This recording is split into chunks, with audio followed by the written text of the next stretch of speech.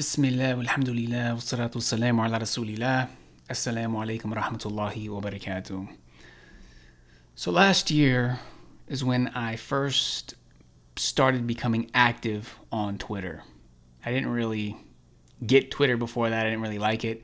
But last year I started getting into it. I started following certain people and I became somewhat familiar with Muslim Twitter. And I wanted to record this video because yesterday there were a few tweets of mine that got a much bigger reaction from me than usual. It was somewhat of an eventful day on Twitter for me. And of course, Twitter is not meant for in-depth back and forth conversations. You're limited to how much you can write. So I figured, let me record a video, and that way I can go more in-depth regarding what I said. I can comment on some of the replies, and I can try to emphasize particular points that I made that may have been misunderstood, so on and so forth. So this is going to be a long video. Inshallah, I'm going to take my time. And if you don't watch the whole thing, you're not going to really benefit in the way that I want you to. You're not really going to necessarily understand where I'm coming from. So I just want to put that out there. If you're not going to really invest into step by step seeing how I arrived at certain conclusions, why I said certain things, what I meant by them, the least you can do is to not post anything. But, Allahu A'lam how many people are actually going to take that advice. So the thing that sort of set the tone yesterday was a retweet I did from Daniel Haqiqatju. Basically what Daniel Haqiqatju did was, I'll just read his tweet. He said, "Here is another example." I'm not going to mention the person. He mentioned somebody who insisted that mosques should stay closed for Eid, but encourages protesting. Have these people no shame? So I retweeted that. I don't know anything about this individual he mentioned, which is why it's not the point of what I posted. I said, it really is worth thinking about if a Muslim prioritizes protesting in the streets as more important and worthwhile than returning to the masjid, which I think some people obviously within our community have fallen into. So I think it's worth thinking about, as I said. So especially on Twitter, I try to choose my words very carefully. I try to reread it. I try to make sure that I do the best job possible of avoiding being misinterpreted by other people. But of course, that depends on, are other people willing to actually read word for word and think about what I'm saying, which isn't the case all the time. But if you really think about what I'm saying it really is worth thinking about, okay?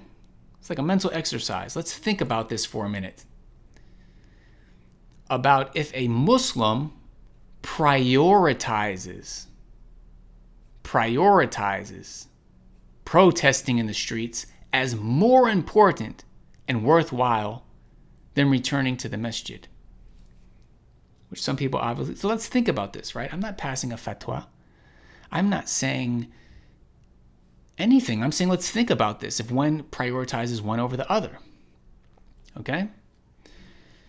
Which I think is a valid point, because we've seen during this pandemic, if what Daniel is saying is true, there are leaders in our community who are saying, don't open the masajid, we got to stay closed for Eid, even to the point of not even opening and then implementing certain regulations. I mean, just keeping them closed.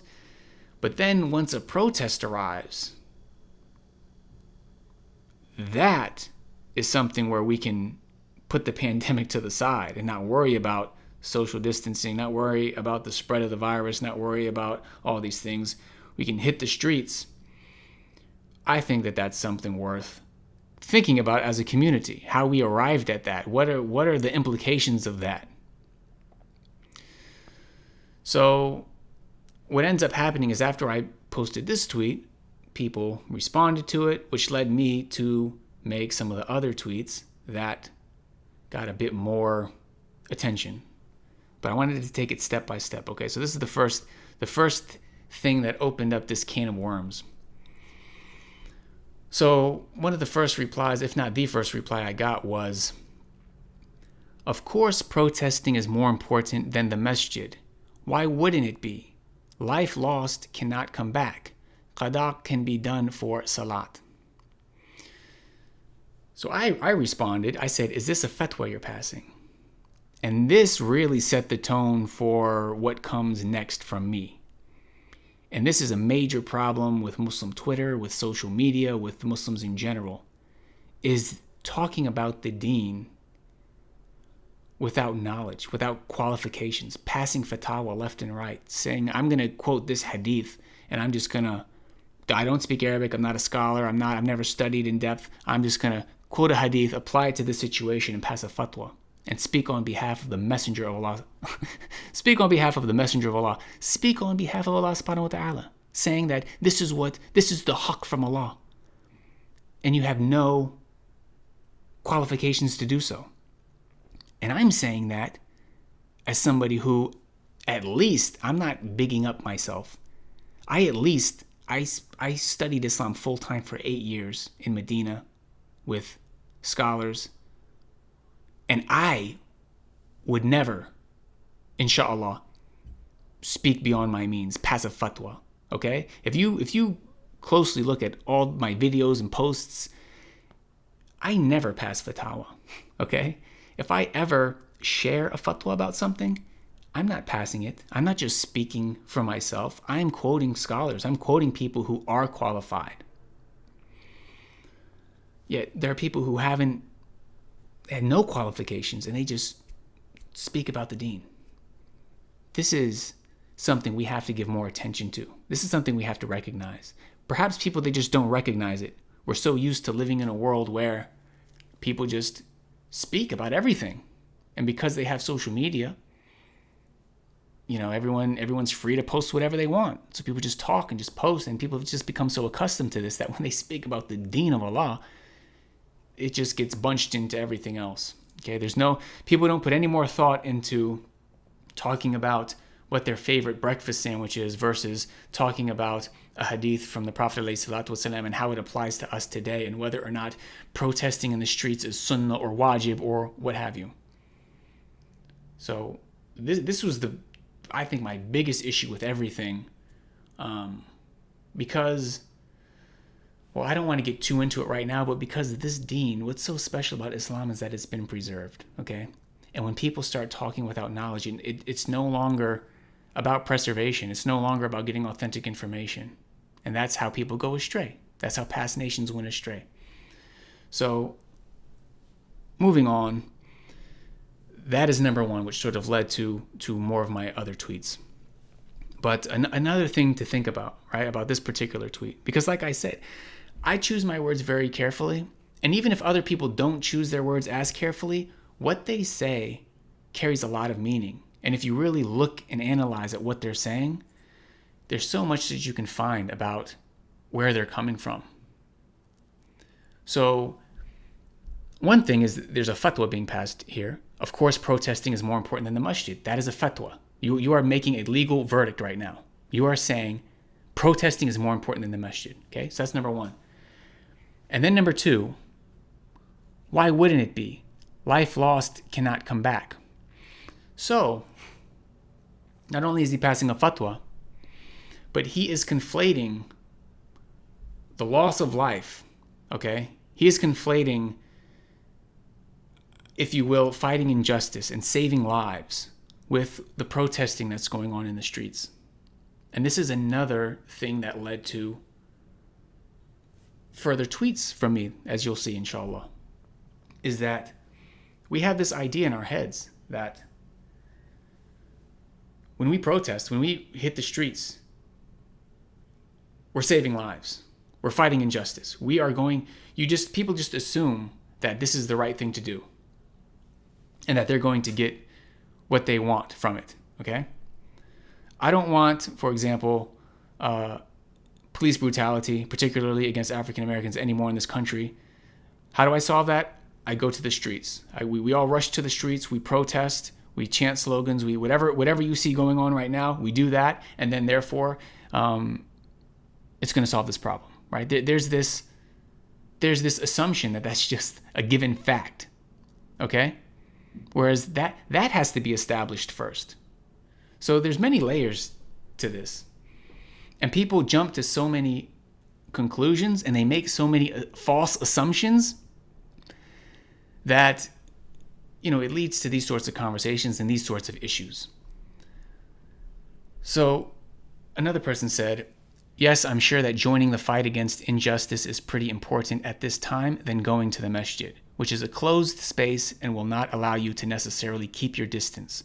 Also, this is such a bad comparison.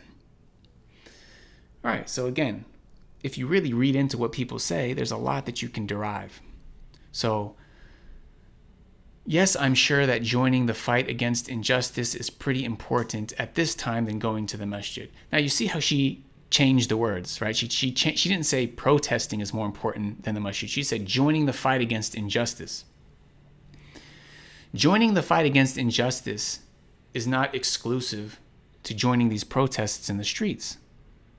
So that's another issue with this argument that's being brought forth. There are false assumptions being made. Now, and then there's the whole fatwa of, okay, well, is that more important than going to the masjid? I'm not passing a fatwa. I'm not saying one is more important than the other. I'm saying we should think about this, okay? And then the second half of the argument has to do with the pandemic. Then there's an argument about the pandemic being, or COVID rather, being more dangerous, more easily spread in the masjid than during these protests? Which I also think is a very problematic argument. Number one, is that true? Is social distancing being implemented in the streets during these protests more so than we could in the masjid? So, again, you can see a couple of things going on here, which will lead to some of my later tweets. I guess the last thing, I don't want to make this too long, but another thing that was said was, what these passive people won't tell you is the messenger, peace be upon him, and his companions locked arms and protested in the streets of Mecca when that was their only recourse. Don't let people pacify your religion. Muslims are not hermits. They need to be out there with the people. So again, people are speaking so loosely about the deen, about what the Prophet ﷺ did, about what the companions did, and comparing it to what's going on today. I mean, to compare the Prophet ﷺ and his companions, right? Just think about that. If we were to pull up all the authentic information about what happened during that time and all of the implications about what even goes into following certain things during different times of the seerah and whatnot, and then compare it to what's going on today with the protests, and someone is going to try to pass a fatwa saying that essentially that you're following the sunnah, or perhaps you could even say it's wajib, because is not praying in the masjid wajib for certain individuals? Is not establishing salah for certain individuals wajib? Salatul Jum'ah, for example.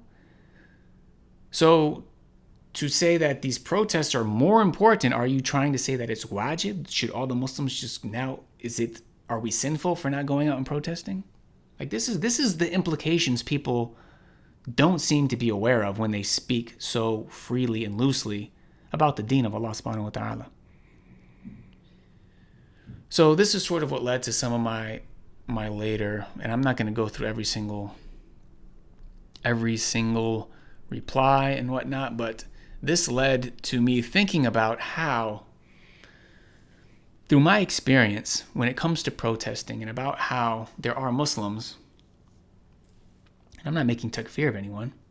But ever since I became Muslim, there were certain people who came from Muslim families that, I reached out to. Like, I started reading the Quran. I'm like, Islam is the truth. And then, this individual has a Muslim name. And you come to find out, like, he's a Muslim. We went to the same high school. So I would reach out to certain people like that. And subhanAllah, sometimes I would find that, they come from a Muslim background. They come from a Muslim family. But, it was just, I would compare it to me being a Christian growing up. I had no knowledge of Christianity. I didn't really implement it at all. It was just, okay, I'm a Christian. That's the right religion. I'm going to heaven when I die. So there's no doubt that there are Muslims who it's just part of their culture. It's just what they are by name. But when it comes to actually praying 5 times a day, when it comes to not doing drugs, not committing zina, not, doing every single thing just like the non-Muslims, I found, and many other people have also seen, that there are Muslims from Muslim families who are just like the kuffar, except, maybe they celebrate Eid, or maybe they have a Muslim name, or whatever. Now, some of these people, I found personally that when I would try to get to know about Islam, for example, or try to become friends with them as Muslims, with Islam being the foundation, the only hint of Islam that I found in some of these people was social activism. It was, wow, Israel bombed Palestine. We're going to go protest in DC. Come on, guys. Like, now you have some sort of a Muslim identity, but at any other time, it doesn't seem to exist at all, right? So, and let me be very clear that this isn't to sit here and condemn them and criticize them and say, and complain about them. The issue here is when those people think that they speak for the deen, that they can speak for Islam, that they can pass fatwa. That's the issue. I'm not saying there's anything wrong with them or anything right with them. I'm not saying anything about them protesting. Or I'm not saying anything's wrong with them having this, care and concern for Palestine or for social activism even. What I'm saying is that if you're not qualified to talk about the deen, and some people make it very apparent that they have no credentials to talk about the deen, they shouldn't. So what did I say? This was the tweet that got the most likes and shares yesterday. I said, ever since I became Muslim, I knew born Muslims whose only display of Islam was social activism. No praying or fasting. They used drugs, committed zina, but they'd be most vocal protesting for Palestine, etc. Such people should refrain from speaking about what the deen calls for as if they have a clue. Now, some people might think, man, that's pretty harsh. But I think when people talk about the deen of Allah subhanahu wa ta'ala without knowledge, it deserves some harshness. Some people should be put in their place, okay? Some of these people need to understand, Akhi, you barely practice your deen. Why are you passing fatwa? Why do you think you can sit there and speak about Islam? You want to go and protest and be this, social activist? Okay, but don't speak for Islam unless you have the credentials. And it's very easy, brothers and sisters. If you're not qualified to speak about the deen, then find somebody who is, okay? Find somebody who is, and then you can quote them. You can put it on them. Just don't speak about it yourself. So that was the tweet that kind of got a lot of traction yesterday. And, some person, and you can see, as I go through these tweets, you'll see how one tweet leads to another tweet, okay? So someone said, Muslims shouldn't pass sweeping statements like these. If you know people who do all these things, advise them without generalizing a community of 1.8 billion people.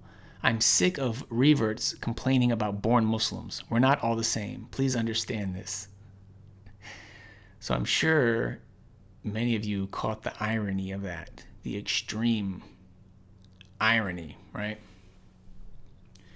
So I replied, I said, I didn't generalize about anyone. I spoke about a specific faction that I described. Of course, not all born Muslims are like that. I didn't imply they were in any way, shape, or form. I don't see how your statement about reverts is any better or different than what I said. So again, this goes back to me trying to choose my words very carefully. I actually appreciate the sentiment of, born Muslims getting a bad rap. I think sometimes reverts and their piety gets exaggerated, and born Muslims perhaps don't get appreciated as much as they should, which led to a later tweet that I made. But, it was also just so ironic, man, that I'm making I'm making a sweeping statement, even though I was very particular about what I said. And then right after that, this individual says, I'm sick of reverts complaining about born Muslims. Twitter. This is Twitter, guys. So somebody else mentioned, even as a born Muslim, I see this. And I said, of course, born Muslims see it. If the shoe doesn't fit, don't wear it. Barakallahu fikum to you and all the born Muslims making the deen a priority. So sometimes only the guilty catch offense. Sometimes that's the case, not all the time. But I know that there are born Muslims and there are even born Muslims who admitted that they fit that description, that they used to be like that.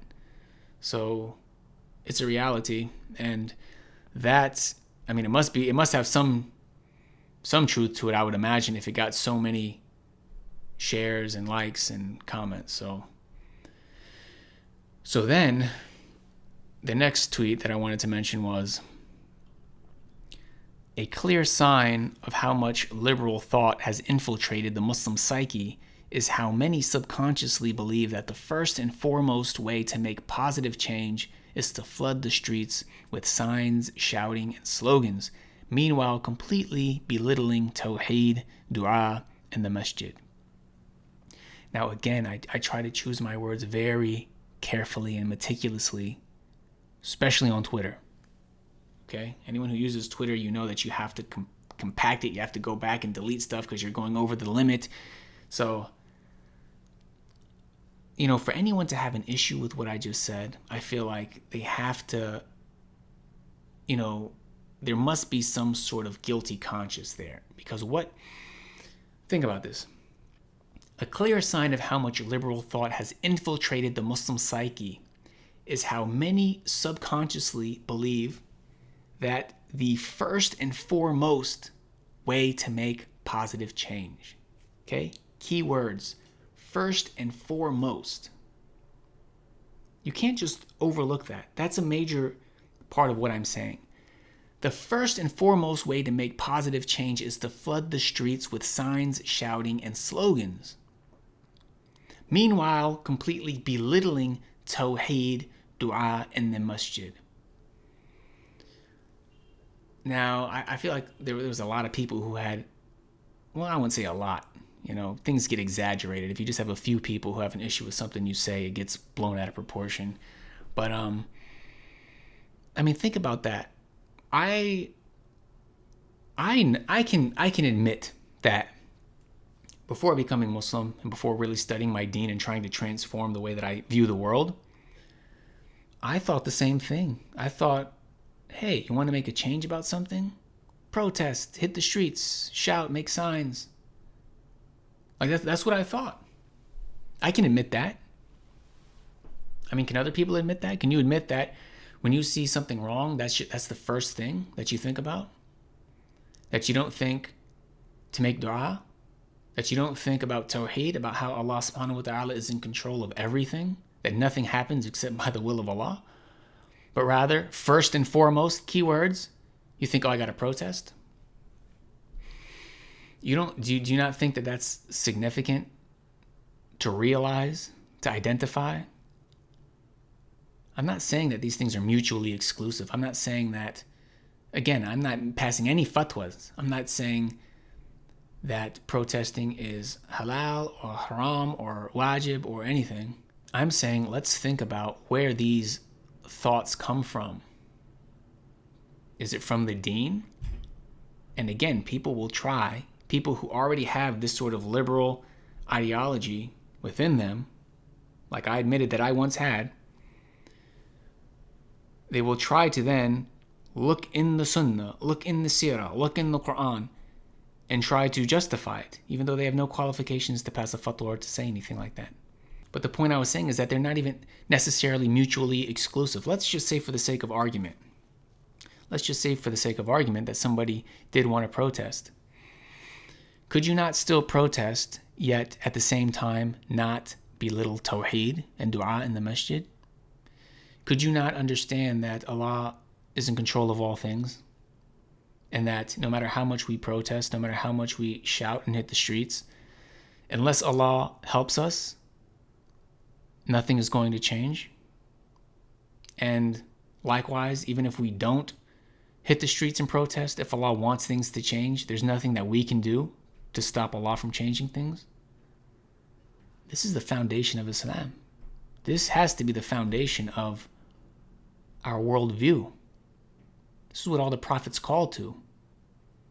We worship Allah subhanahu wa ta'ala alone. That's why we were created. He is in control of all things. He has the most perfect names and attributes. For us to think that we can sort of belittle that, push that sort of to the side, have that sort of in the back of our head, not even really thinking about it or taking it seriously, yet we have this idea that we have to protest at the forefront of our minds, that that's what's going to make things change. I think that is a clear sign that liberal thought has infiltrated the Muslim psyche, because I don't know that that is from Islam. And again, these things aren't mutually exclusive, which a lot of people try to push, A lot of people, they try to say, they basically try to assume things. It's a straw man argument. They try to take something I said and then misrepresent it and then attack that misrepresented argument. I'm talking about priorities here. And it was kind of interesting because, then people start calling you names. People start wanting to label you. Instead of really addressing what you're saying, they start saying you're a bootlicker, you're this and you're that. It's like, subhanAllah, are people that incapable of critically thinking? Or are they just upset that I'm bringing up certain points that they don't want to deal with or acknowledge? Or do they just glance over it? They're not reading it. I guess best case scenario is they just read a few words and then they just take me, they want to label me, put me in a box, and then they can not think about it. And then they can just continue with whatever their desires call for. All right, so just to wrap this up, the last tweet I wanted to mention relates to that previous conversation about reverts and born Muslims. So I just wanted to mention that. I said, reverts aren't better than born Muslims. Some reverts don't practice, openly sin, go to extremes, cause fitna, and even apostate. Some are steadfast and dedicate their lives to the deen, but there are born Muslims who do the same. Allah guides whom He pleases, revert or not. And that was just an important point I wanted to make, because ever since I became Muslim, it's something that we commonly hear. Oh, you reverts, you converts, you're better than us born Muslims.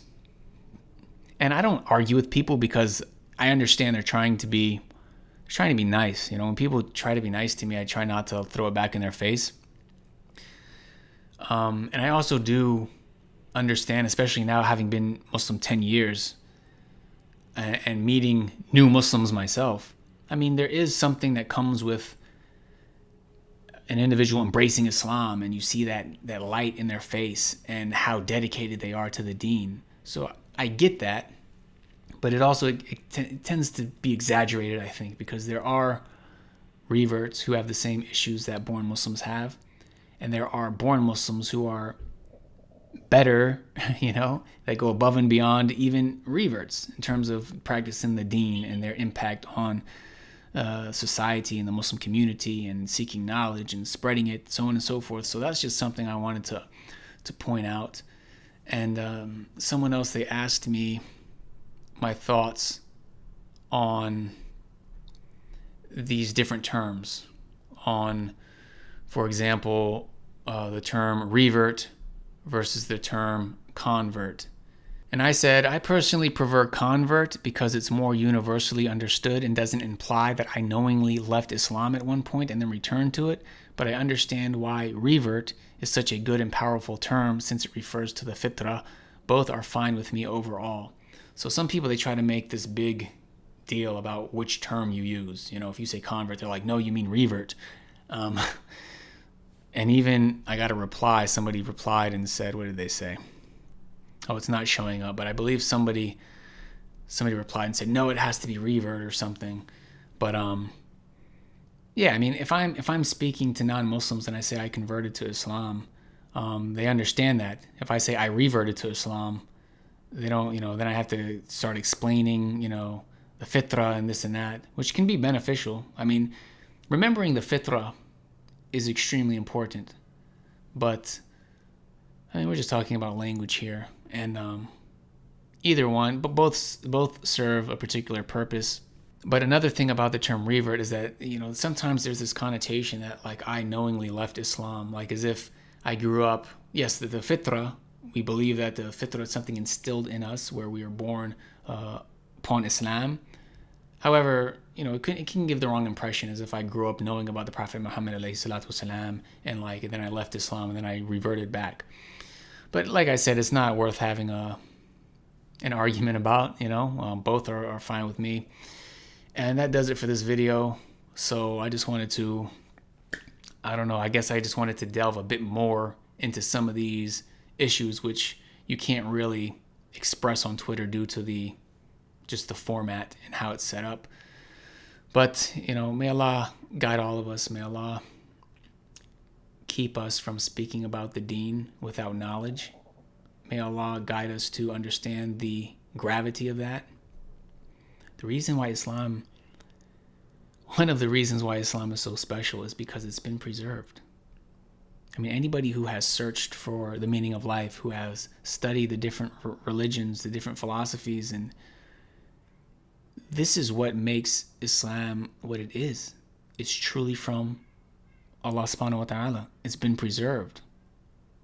The teachings of the Prophet Muhammad alayhi salatu wasalam, they've been preserved. We have authentic chains of narrations.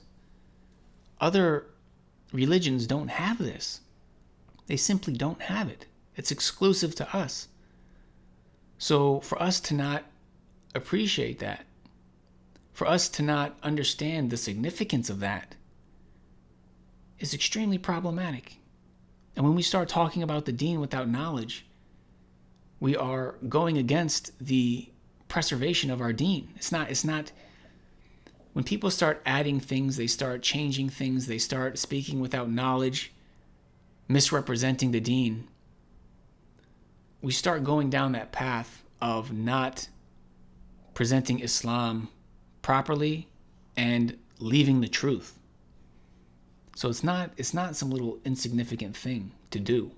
So I think that was the main point I wanted to make.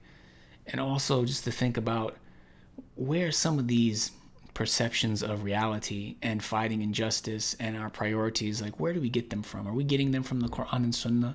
Are we getting them from proper understandings of the Quran and Sunnah based on what those who really understand it and have studied it, the scholars, have taught us? Or can we admit and acknowledge that we have been influenced by this world around us that is largely based in atheism, in liberal ideologies, in things that are not at all grounded in Islam, but in many ways contradict Islam? I mean, can we at least acknowledge that and start thinking about that and trying to rectify it, rather than doubling down and trying to then take aspects of the deen in order to fit that skewed worldview? So these are just some of the issues that I wanted to bring up. I think it's worth bringing up, and Allah knows best. Jazakumullahu khairan. Wassalamu alaikum wa rahmatullahi wa barakatuh.